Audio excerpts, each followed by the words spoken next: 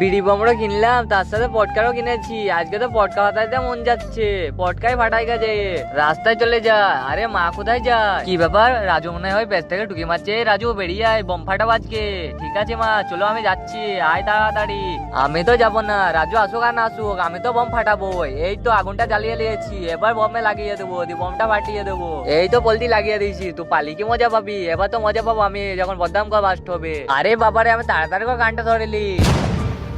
আরে বাবারে, কি জোরে তো ফাটলো, কিন্তু মা কোথায়? ওখানে তো দেখতে পাচ্ছি না, এদিকেরও নাই ওদিকেরও নাই, তাহলে মা গেল কোথায়? আমাকে তো বলছিল আমার অনেক শক্তি আছে, এইদিকে নিজে কোথায় যেয়ে বসে আছে বুঝলাম না তো। ঘরে যেয়ে দেখি ওইদিকে কি একজন মা তাদের সন্তানকে কত ভালোবাসে, যাদের মা নেই তারাকে জিজ্ঞেস করো। আজকে মায়ের ভালোবাসার জন্য লাইক করে চ্যানেলটা সাবস্ক্রাইব করে দাও। তোমরা যদি তোমার মাকে না ভালোবেসে থাকো তাহলে এই ভিডিও থেকে দূরে থাকো। আরে ওটাকে কম্বল মুড়ে দিয়ে শুয়ে আছে, নিশ্চয়ই মা হবে, যে দেখি তো।